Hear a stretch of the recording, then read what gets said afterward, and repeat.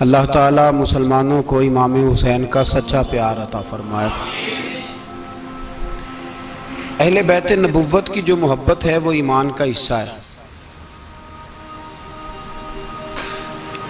اس کو تقریری جملہ نہ سمجھیں، یہ قرآن و سنت کا حکم ہے کہ نبی پاک علیہ السلام کے صحابہ سے اور حضور کے اہل بیت سے محبت رکھنا ضروری ہے۔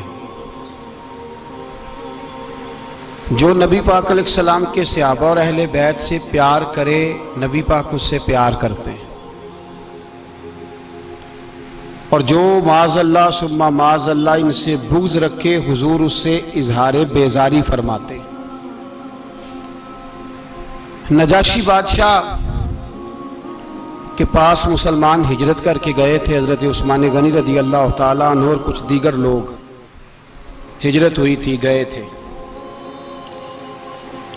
وہاں قریش مکہ بھی پیچھے پہنچ گئے، بڑی انہوں نے کوشش کی کہ مسلمانوں کو حبشہ کا بادشاہ نجاشی اپنے ملک سے نکال دے، لیکن اس نے کہا نہیں، یہ ہمارے مہمان ہیں اور میں نے ساری بات سن لی ہے، وہ ایک تفصیل ہے، میں ادھر جانا نہیں چاہتا۔ اس نے کہا یہ ہمارے مہمان ہیں، لہٰذا میں انہیں نہیں بھیجوں گا۔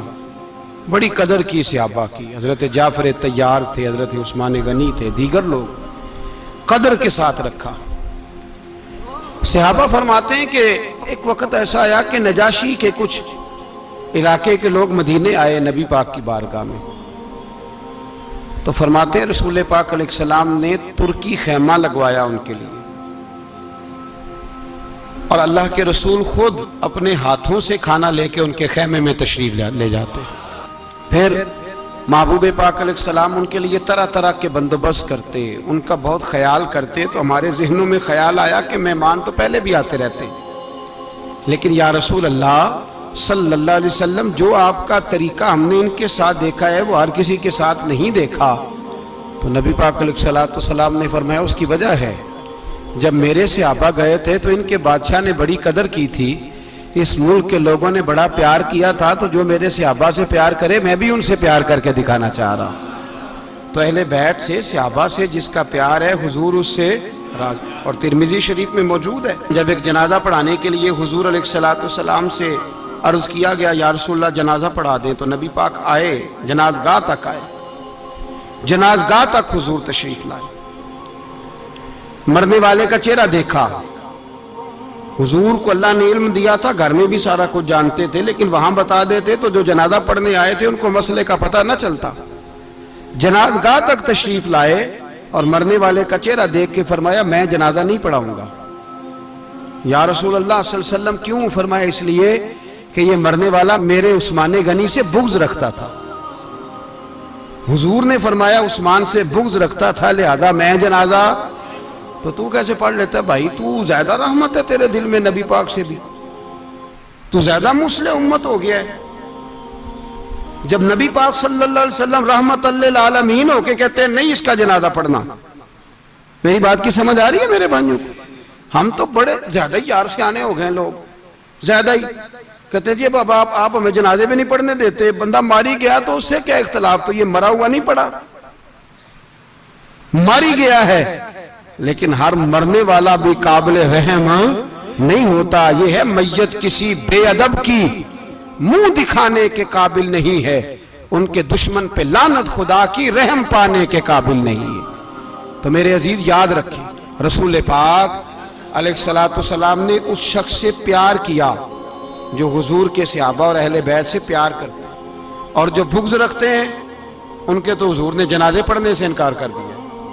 جنازے پڑھنے سے ہمارا دور ہے اپنی من مانی کا دور، لوگ جس بات کو حق سمجھتے ہیں اس میں بھی کوشش کرتے ہیں کہ میں اپنی مرضی سے کتنا میں نے ماننا ہے اور اتنا میں نے نہیں ماننا، اپنی مرضی سے چلتے ہیں، لیکن دین من مانی کا نام نہیں ہے، یہ اللہ رسول کی ماننے کا نام ہے۔ تو اہل بیت اور صحابہ کا پیار ایمان کا حصہ ہے۔ دلیل اس کی سورۃ شورى کی جو آیت میں نے تلاوت کی، اس کا پس منظر عرض کروں۔ نبی پاک صلی اللہ تعالیٰ علیہ وسلم اعلان نبوت سے پہلے کاروبار کرتے تھے، تجارت کرتے تھے، اور اس سے محبوب جو چیز کماتے تھے وہ روزمرہ کے معاملات میں خرچ ہوتی تھی۔ دین کا جو کام ہوتا ہے نا، یہ بذات خود بڑی مشقت کا کام ہوتا ہے۔ اس کام سے منسلک اور بہت سارے کام ہوتے ہیں. دین کا کام کرنے والے لوگ اکثر کچھ نہیں کر پاتے اور لوگوں کے اعتراض کی زد میں بھی رہتے ہیں. یار جناب یہ کرتے کیا ہیں؟ روٹی بھی کھاتے ہیں تو کام بھی کوئی نہیں کرتے, کپڑے بھی پہنتے ہیں, تو لوگوں کو بڑا شک رہتا ہے. صحابہ کرام علیہم رضوان فرماتے ہیں کہ نبی پاک سید عالم صلی اللہ تعالیٰ علیہ وآلہ وسلم کے بہت زیادہ اخراجات تھے. 9 ازواج تھیں گھر میں, صاحبزادیاں تھیں اور مہمان بڑی کثرت سے آتے تھے. لیکن اب جب سے حضور علیہ السلام نے تبلیغ کا کام شروع فرمایا تو بڑا مصروفیت حضور کی رہتی تھی. تجارت کرنے کے لیے, کاروبار کرنے کے لیے کوئی وقت نہیں نکلتا تھا. تو ہمارے دلوں میں خیال آیا کہ حضور نے کام چھوڑ دیا پر خرچے تو اسی طرح ہے نا. ہم نے ایک پروگرام بنایا, تھوڑے تھوڑے پیسے کی جگہ پہ اکٹھے کیے اور ارادہ کیا کہ یہ حضور کی بارگاہ میں ہر مہینے ہم نذرانہ پیش کیا کریں گے. نذرانہ ہمارا حق بنتا ہے. اور ہم نے ایک دوسرے سے کہا یار طائف سے لے کر احد تک جو رسول پاک نے پتھر کھائے ہیں تو ہمارے لیے کھائے ہیں. اور حضور عبادت اللہ کی کرتے ہیں پر جب دعا مانگتے ہیں تو یاد امت کو فرماتے ہیں. تو ہر چیز تو نبی پاک کی ہمارے لیے ہے تو ہمیں بھی تو کچھ کرنا چاہیے نا.